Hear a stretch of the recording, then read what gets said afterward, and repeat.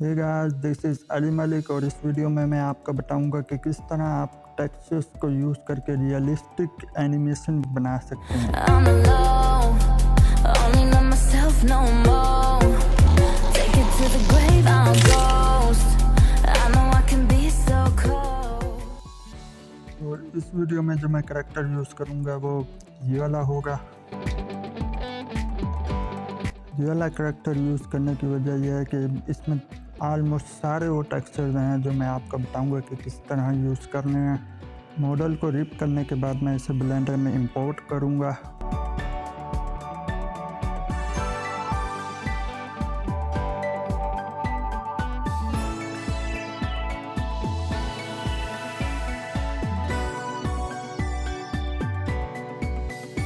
इसके सारे body parts को मैं शूज़ के साथ पेरेंट कर लूँगा ताकि मैं इनको रोटेट कर सकूँ।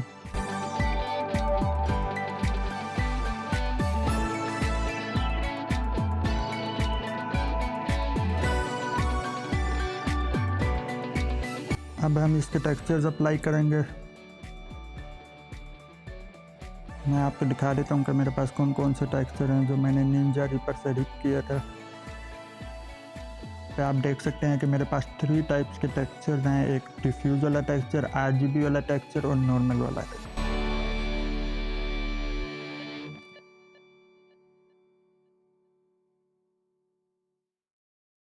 सबसे पहले हम इसके फेस के टेक्सचर्स अप्लाई करेंगे।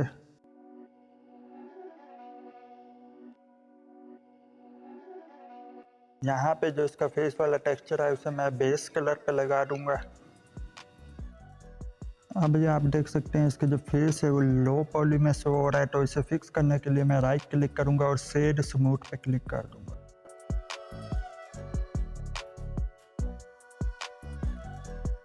उसके बाद मैं इसका आरजीबी वाला टेक्सचर यहाँ पे अप्लाई करूंगा। इसे यूज़ करने का तरीका यह है कि यहाँ पे मैं एक और नोड ऐड करूंगा जिसे आरजीबी सेपरेट या सेपरेट कलर कहते हैं।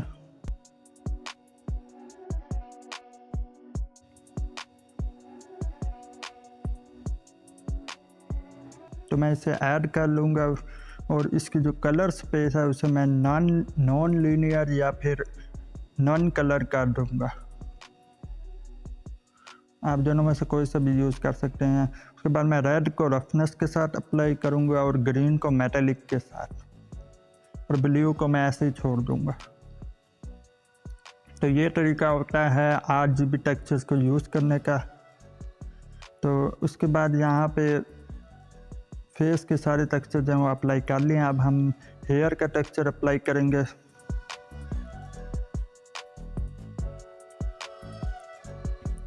हेयर का नॉर्मल टेक्सचर मैं यहाँ पे डालूँगा। उसके बाद इसकी जो कलर स्पेस है उसे नॉन कलर करके या फिर लीनियर या नॉन कलर दोनों में से कोई भी सिलेक्ट कर सकते हैं आप, और उसे मैं नॉर्मल मैप के साथ अटैच कर दूँगा। उसके बाद यहाँ पे मेरे पास एक आरजीबी वाला टेक्सचर है हेयर का। बेसिकली जो आरजीबी टेक्सचर होते हैं उसके अंदर हम रिफ्लेक्शन, रफनेस और एम्बेडेड ओक्लूजन वगैरह का जो मैप है वो स्टोर करते हैं, लेकिन इस केस में जो है मैं इसे अल्फ़ा के लिए यूज़ करूँगा क्योंकि मेरे पास और कोई ऐसा टेक्सचर नहीं है जिसे मैं अल्फ़ा के लिए यूज़ कर सकूँ। सो यहाँ पे मैं आरजीबी सेपरेट वाला जो नोड है वो अप्लाई करूँगा इसके साथ, और इसके जो रेड कलर है उसे मैं चेक कर लूँगा बेस कलर के साथ लगा के कि ये शो भी हो रहा है या नहीं। तो यहाँ पे आप देख सकते हैं कि यहाँ पे ब्लैक एंड वाइट शो हो रहा है। तो उसके बाद मैं इसे अल्फ़ा के साथ अटैच कर दूँगा।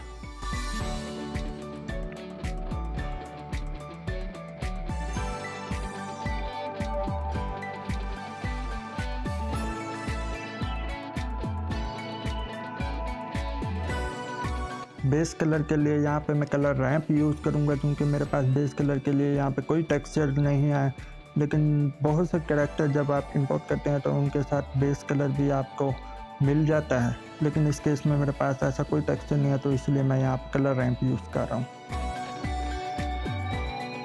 मटेरियल सेटिंग में जाके मैं यहाँ पे इसे अल्फ़ा क्लिप कर लूँगा ताकि ये जो है ट्रांसपेरेंट नज़र आए। उसके बाद क्लिप थ्रेशोल्ड जो है उसे कम करूँगा।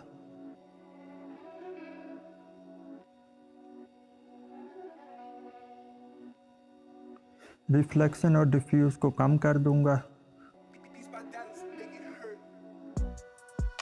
उसके बाद इसके कलर का एडजस्ट करूंगा।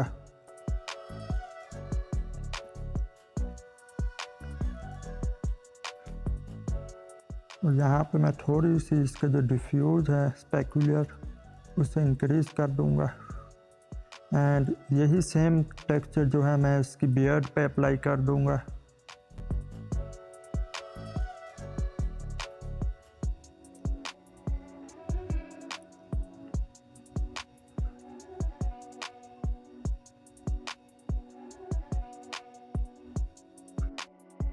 यहाँ पे मैं बियर्ड और हेयर की पोजीशन को थोड़ा एडजस्ट कर लूँगा।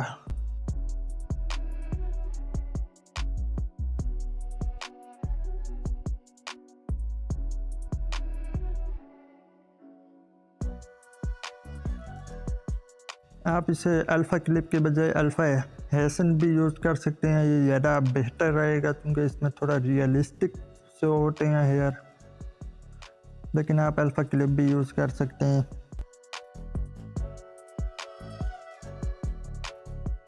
उसके बाद हम इसके बॉडी टेक्सचर की तरफ जाएंगे। सबसे पहले मैं इसके जो बॉडी वाला टेक्सचर है वो अप्लाई करूँगा, बेस कलर वाला।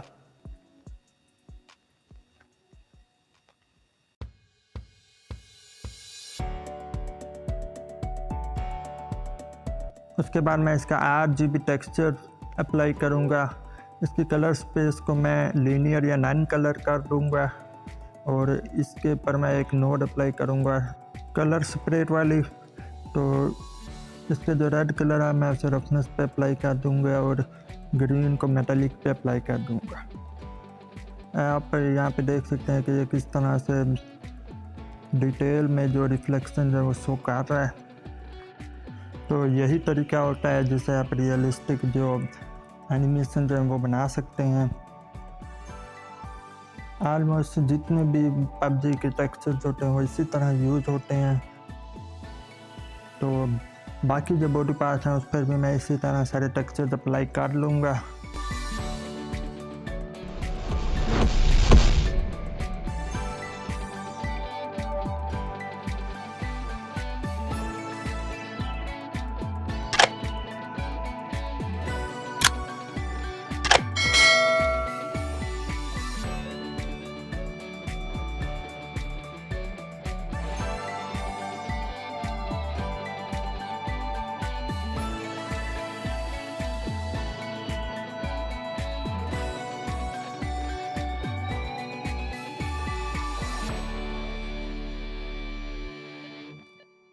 उसके बाद यहाँ पे मैं आपको कुछ और सेटिंग दिखाऊंगा जिसे आप अप्लाई करके थोड़ा और रियलिस्टिक बना सकते हैं अपनी एनिमेशंस को। तो सबसे पहले मैं जाऊँगा वर्ल्ड सेटिंग में और यहाँ पे मैं इसका एनवायरनमेंट टेक्सचर अप्लाई करूँगा। अगर आप चाहते हैं कि आपके अच्छी जो रिफ्लेक्शन है वो शो हो तो आप एक अच्छा एनवायरनमेंट टेक्सचर यूज़ कर सकते हैं। यहाँ पे मैं ब्लेंडर का अपना टेक्सचर यूज़ करूँगा।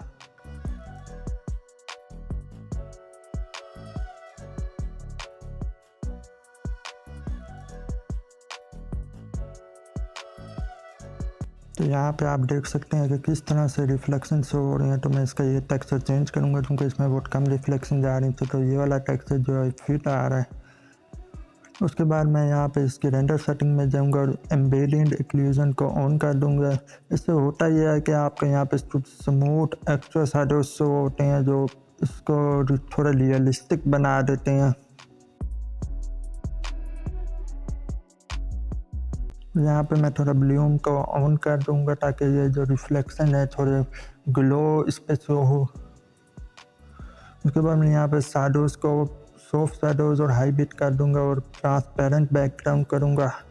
आप बैकग्राउंड यूज़ कर सकते हैं लेकिन इस केस में मैं ट्रांसपेरेंट यूज़ करूँगा और इसके जो कलर स्कीम है उसे मैं कंट्रास्ट वेरी हाई कर दूँगा। आप यहाँ पे आप देख सकते हैं कितना कूल नज़र आ रहा है। तो यहाँ पे तकरीबन ऑलमोस्ट सारी चीज़ें मैंने आपको बता दी हैं कि किस तरह आप जो है रियलिस्टिक बना सकते हैं अपनी एनिमेशंस को। I'm alone, only know myself no more. Take it to to the grave I'll go.